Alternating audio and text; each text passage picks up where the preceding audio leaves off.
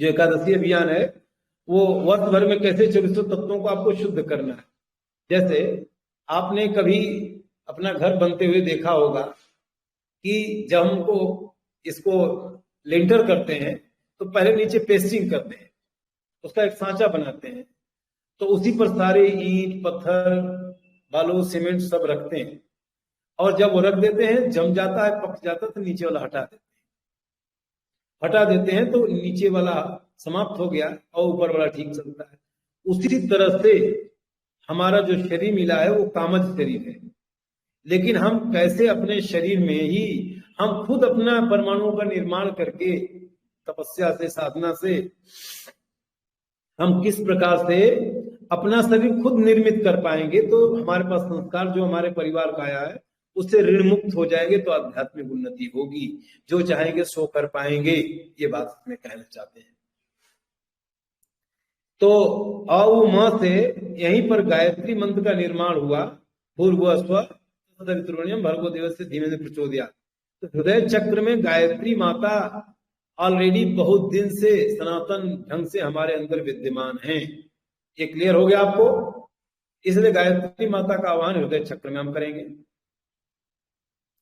ये हमारे हृदय की प्रथम वलय है, फर्स्ट लेयर। द्वितीय वलय क्या है?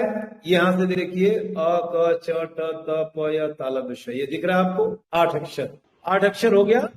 तो ये 8 अक्षर कहां से आया है? जो क ख का हम पढ़ते हैं उसके पहले पहले ऊपर से नीचे तक अ हो गया स्वर का, फिर क च ट, पहला पहला अक्षर आ गया। ये 7 अक्षर हो गए, 7 ग्रह। 8वां ये तालव्य श है, वो सुषुम्ना नाड़ी में जाता है। तो ये 8 अक्षर जो हैं ये चित्त की 8 मुख्य वृत्तियां हैं, न क्षरित होने वाले 8 अक्षर हैं। 8 दिशाओं का शरीर में निर्माण करते हैं। हमारी चेतना 8 दिशाओं में जाती है। तो अक्षर में जब जाती है तो सूर्य ग्रह हुआ, क हो गया मंगल, च हो गया शुक्र, ट हो गया बुध, त हो गया गुरु ग्रह, प हो गया शनि ग्रह, यह हो गया चंद्र ग्रह। ये 7 ग्रह हो गए। 2 राहु केतु छाया ग्रह है। तो जिसमें हमारी चेतना जाएगी वह ग्रह हमारा मजबूत होगा। और इसके सिम्टम भी हैं, इसके काम भी हैं। जैसे अक्षर में चेतना जाएगी, ऊर्जा जो कॉस्मिक एनर्जी आत्मा का संकल्प जाएगा, तो हमारे अंदर भक्ति भावना की वृद्धि होगी। तो में जाएगा अग्नि दिशा में, ये पूर्व दिशा है, अग्नि दिशा है लाल वाला। तो आलस्य प्रणव क्रोध आएगा। च आएगा विचार को नष्ट करने वाला, ट आएगा रोगों को नष्ट करने वाला, आएगा धन धन संपत्ति प्रसन्नता को देने वाला, अब प आएगा साहस को देने वाला, वैराग्य को देने वाला, यह आएगा आत्मीयता को परम पवित्र करने वाला, तालव्य श जो आएगा वो सभी फलों को देने वाला आएगा। ये है। तो हृदय चक्र का कॉन्सेप्ट क्लियर हो गया आप लोगों को? चित्त की 8 वृत्तियां यही। और प्रज्ञा ओम है, इसको और बाद में लेंगे। जब आप हृदय चक्र में ओम के लिए ध्यान करते हैं, प्रज्ञा के लिए जप करते हैं, तो हम स्थित प्रज्ञ हो जाते हैं। गीता में भगवान कह रहे हैं आत्मन्यवा आत्तुष्ट स्थित प्रज्ञ तदुच्यते। तो आत्मा से ही सारे के सारे ये पूरा ये बौछार कर रहे हैं, बाहर तक निकल रहे हैं। अब फिर उस प्राण को अगर हम प्रज्ञा में ले आते तो आत्मा में आ गया, आत्मा से कर आत्मा में आ गया। तो स्थित प्रज्ञ, प्रज्ञा में स्थित होकर के, आत्मा में स्थित होकर के जब आप काम करते हैं तो आपको पाप पुण्य नहीं लगता है। क्यों? क्योंकि 24 तत्वों को या पंच तत्वों को ये प्रज्ञा जो है या ओम है वो सबमिट कर देता है, विलय करा देता है, कोलैप्स करा देता है हृदय में। और श्रेष्ठ गुणों से युक्त प्राण ही आत्मा है। ध्यान समझना। कौशिकी ब्रह्मोपनिषद में अध्याय 3 मंत्र 9 में कह रहे हैं ऋषि कि श्रेष्ठ गुणों से युक्त प्राण ही आत्मा है। तो गुण की बात हम कर रहे थे। पहला प्रज्ञा। अगर आपको कोई दोष लग गया, कोई पाप लग गया, कोई टेंशन हो गया, किसी से झगड़ा हो गया, तो प्रज्ञा के लिए गायत्री मंत्र का जब जप आप करेंगे तो प्राण जब प्रज्ञा में जुड़ जाएगा। गायत्री जपने से प्राण की उत्पत्ति होती है। और वही जब प्रज्ञा के लिए हो गया तो वो क्या कर देगा? आत्मा बन जाएगा, चेतना बन जाएगा। तो जो कंफ्यूजन है, जो तनाव है, वो सब का सब कोलैप्स होकर के आत्मा में चला गया, शून्य में चला गया, तो आत्मा बन गया। ठीक है? तो आपको कुछ फील नहीं होगा कि कोई टेंशन है, कोई दिक्कत है। ये बात भगवान कह रहे हैं। ये कारण शरीर का केंद्र है। सहस्त्रार भी कारण शरीर का केंद्र है और ये भी है। ये इस जन्म का कारण शिव केंद्र होता है। सहस्त्रार जो होता है पूर्व जन्म का प्रारब्ध का होता है। अब अ निकल करके सूक्ष्म शरीर कैसे बनाता है, तो अ निकल करके देखिए, विशुद्धाख्य चक्र में 16 वर्ण अक्षरों का निर्माण करते हैं। अ से अ तक हो गया यहाँ 16 वर्ण अक्षर। क्लियर हो गया सभी को? दूसरा, अब क निकल करके यहाँ देखिए, यहाँ क ख ग अंग, फिर च निकल करके च छ ज झ ञ, फिर ट निकल करके ट ठ। तो अनाहत चक्र में 12 वर्ण अक्षर हो गए। ठीक है। तीसरा, त निकल करके मणिपुर में और प निकल करके मणिपुर में, तो 10 वर्ण अक्षर ढ से फ तक मणिपुर चक्र वैश्य वर्ण हो गया। और यह निकल करके स्वादिष्ठान में आ गया तो 6 अक्षर हो गए। और तालब्य श निकल करके हृदय से मूलाधार में आ गया। तो किस प्रकार से मित्रों यह पूरा हमारा सूक्ष्म शरीर का चक्र बना हुआ है, ये क्लियर हो गया आपको कि नहीं हुआ? अब देखिए, गीता में भगवान कह रहे हैं चातुर्वर्ण मया सृष्टि गुणकर्म विभाग। तो जो ब्रह्म है वो कृष्ण है। तो वो कह रहे हैं देखो सभी वर्ण यहाँ से निर्मित हुए, सारे वर्ण अक्षर यहाँ है सहस्त्रार में। मया सृष्टि, तो कह रहे जीवात्मा के रूप में सभी प्राणियों के हृदय में वास करता हूं। तो वहां से एक शून्य नाड़ी आई, यहाँ से श्वास चल पड़ी, और फिर यहाँ से हृदय चक्र में वास करते हैं। तो हृदय चक्र तो भगवान का क्षेत्र है, आत्मा का क्षेत्र है। अब करें चातुर्वर्ण। वर्ण क्या है? वर्ण माने ये क ख ग वर्ण अक्षर कहते हैं। 4 वर्ण भी आपने सुना होगा, ब्राह्मण क्षत्रिय वैश्य शूद्र, सुना है कि नहीं सुना भाई? तो ये विशुद्धाख्य चक्र के जो वर्ण अक्षर है, इसमें गुण और कर्म, इन अक्षरों के गुणों में, इनका गुण भी आगे आपको दिखा देंगे कौन कौन अक्षर का क्या गुण है। तो इसमें इस गुण में कर्म करेगा, उसी के हिसाब से उसको क्षत्रिय कह दिया। जो अनाहत चक्र में आ जाएगा तो एडमिनिस्ट्रेशन काम करता है, तो उसके अंदर में क्षत्रित्व का आ गया। और मणिपुर चक्र में इनमें काम करेगा तो वो जिनको ये चक्र ये अक्षरों को बढ़ा देगा, वो खुद अपने आप व्यापार का काम करने लगेगा, तो वो वैश्य वर्ण बन जाएगा। स्वादिष्ठान और मूलाधार 2 चक्र जो है वो शूद्र वर्ण के हैं, इसलिए इनको सेवा भावी और शक्ति के केंद्र कहे गए। शुद्ध माने खराब नहीं, शक्ति का केंद्र। इलेक्ट्रॉन, इलेक्ट्रॉन भैया कभी आगे पीछे ऊपर नीचे चलता है, लेकिन शूद्र को कोई अपने बस में नहीं कर सकता। शूद्र को केवल रुद्र ही अपने बस में करता है। मालूम है कि नहीं आप लोगों को? इलेक्ट्रॉन को कोई नहीं जानता कब गायब हो जाएगा, कब आ जाएगा, कब क्या करेगा। ये सुना है कि नहीं सुना? कोई है इसका फिजिक्स का एक्सपर्ट यहाँ मुझे बताएगा? अब देखिए, ये 6 चक्र का नाम सुना था आपने, ये हमने 6 चक्र आपको गिना दिया। आज्ञा चक्र भी इसी में जुड़ा हुआ है। तो इनका कंट्रोल कैसे करता है? ये कंट्रोल करता है विज्ञानमय कोश से। हृदय चक्र विज्ञानमय कोश में 3 ग्रंथि होती है, ब्रह्म ग्रंथि, विष्णु ग्रंथि, रुद्र ग्रंथि। तो ह में र और ई मिलकर के रिंग बना हुआ, बना कि नहीं बना भाई? रिंग से मस्तिष्क मध्य में, ये जो सिर हमारा है उसके बीचों बीच में ठीक ये रिंग जाकर के खुलता है हाइपोथैलेमस के पास में। जो एनाटॉमी फिजियोलॉजी पढ़े हैं, एंडोक्राइन ग्लैंड्स को जानते हैं, वो जान पाएंगे हमारी बात को। हाइपोथैलेमस ही एक्चुअल में ब्रह्म ग्रंथि का प्रतिनिधित्व करता है। तो ब्रह्म ग्रंथि 2 प्राणों से बनती है, धनंजय और व्यान प्राणों से। ऊपर व्यान है, नीचे उसके धनंजय है। दोनों के दबने से ब्रह्म ग्रंथि काम करती है। तो 108 दाने पूरा मस्तिष्क के कंट्रोल करता है, आपको नियंत्रित करता है। और हाइपोथैलेमस जो है आज्ञा चक्र के पास पीयूष ग्रंथि होती है, उसको जागृत करता है। और उसमें यहाँ 5-6 प्रकार के पीयूष ग्रंथि में, जिसको पिट्यूटरी कहते हैं, यहाँ पर अंतःस्रावी ग्रंथियों को नियंत्रित और पोषित करने के लिए इंस्ट्रक्शन जाते रहते हैं।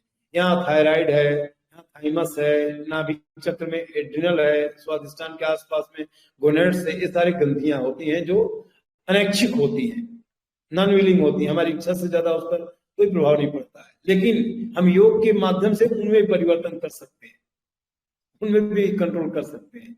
और यही ब्रह्म ग्रंथि के पास में हाइपोथैलेमस के ऊपर में ये सूर्य ग्रंथि जिसको कह सकते हैं, उसको पीनियल कहते हैं। पीनियल में जब जिसको व्यान प्राण कहेंगे, पीनियल में जब ऊर्जा चली जाती है तो आपको असीम आनंद की अनुभूति होने लग जाती है। तो ये रिंग से ये पैदा हुआ। इसको ब्रह्म बीज, इसको माया बीज कहते हैं रिंग को, और ओम को ब्रह्म बीज कहा हुआ है।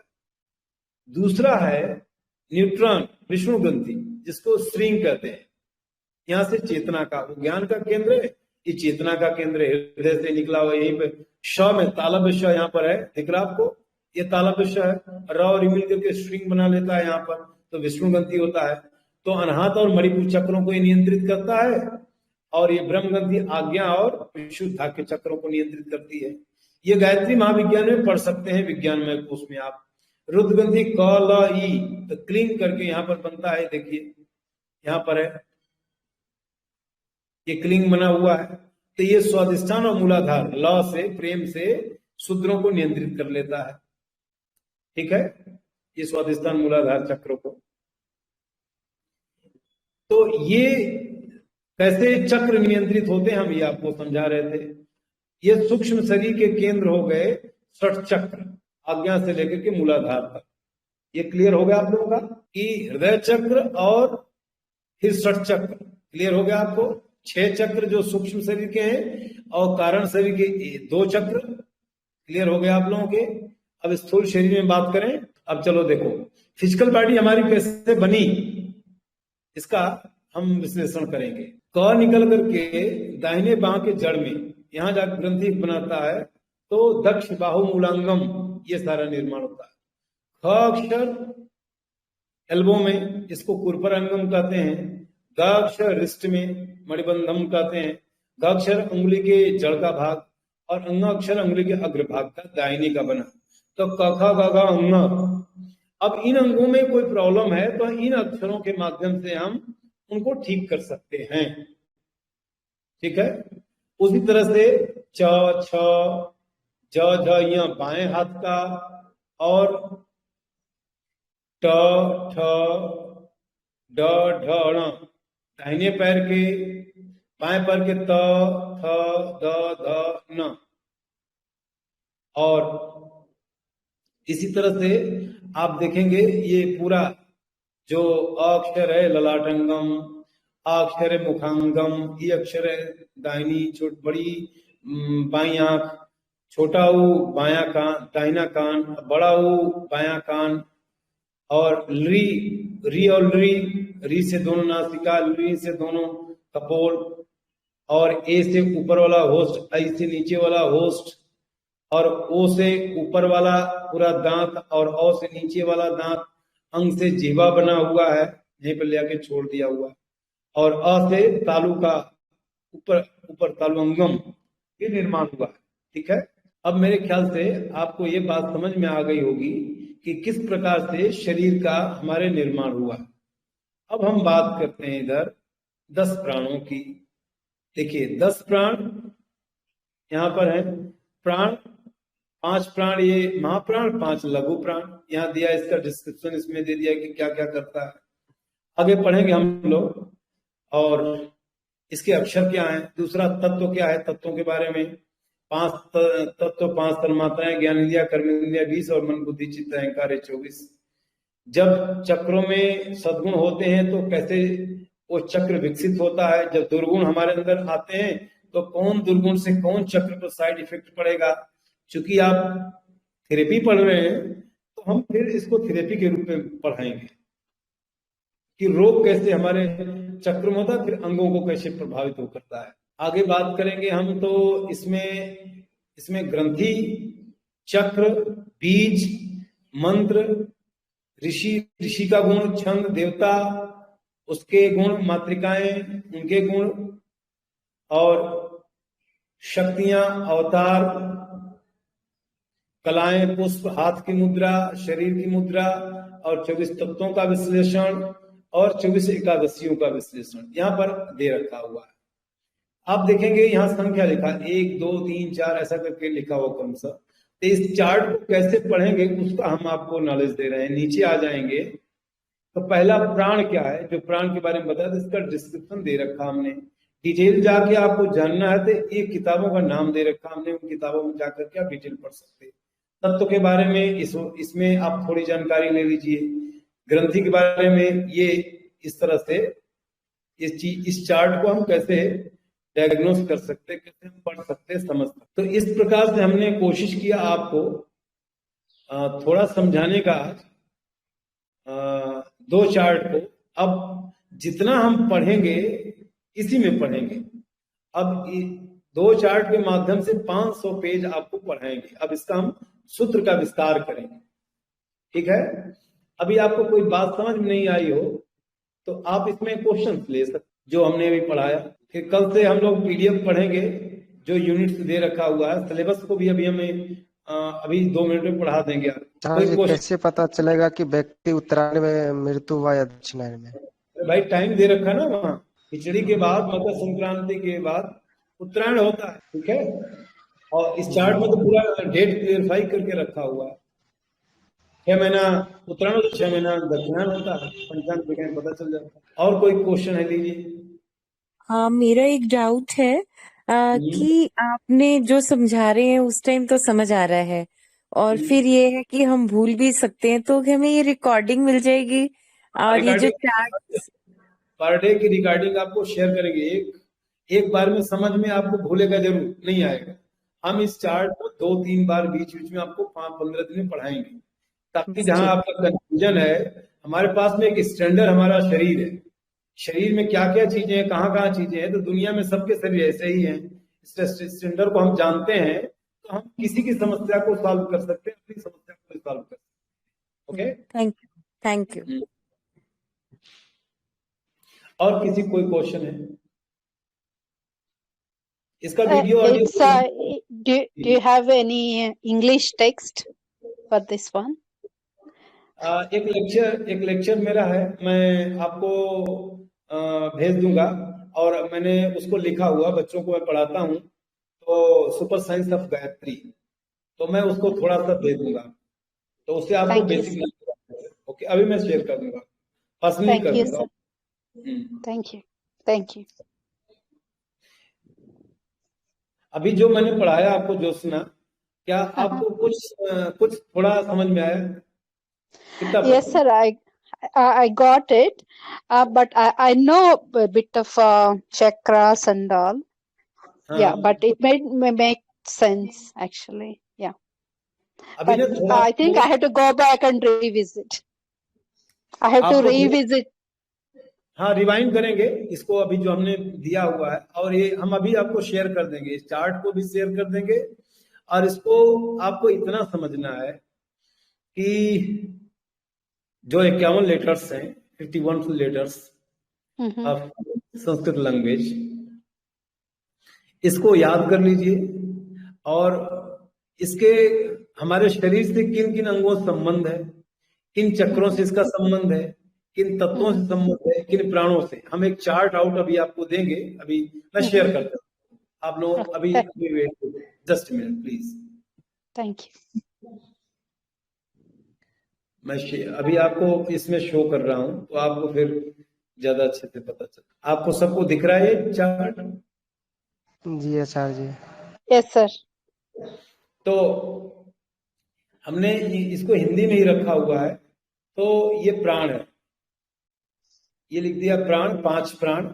ओके, और सारे अक्षरों को, एवरी लेटर्स हियर, तो कौन सा लेटर क्या काम करता है। जैसे अ है वो प्राण से कनेक्टेड है, आ है प्राण से कनेक्टेड है, ए है वो प्राण से कनेक्टेड है, अकॉर्डिंग दैट। ओके, नीचे तक आप जा सकते हैं। तो और अपान से, सेकंड प्राण हमारा अपान है, तो अपान हमारी जो ई है, बड़ी है।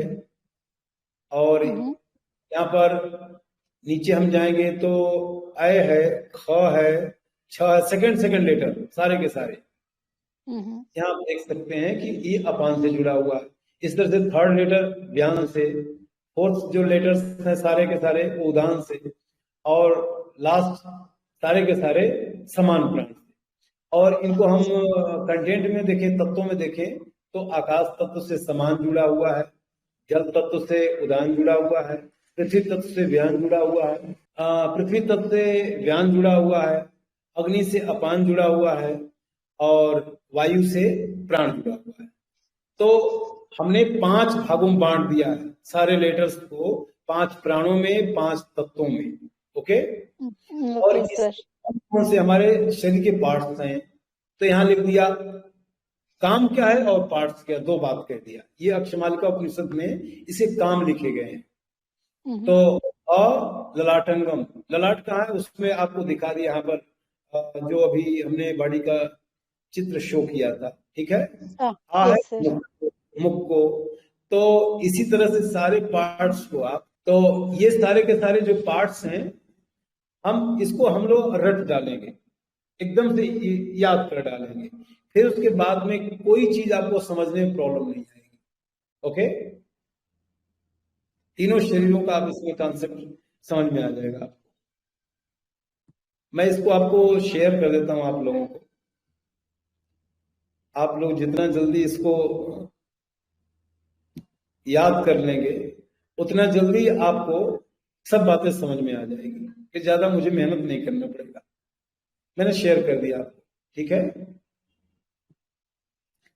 और भी कोई क्वेश्चन सुन लीजिए। जी बोलिए।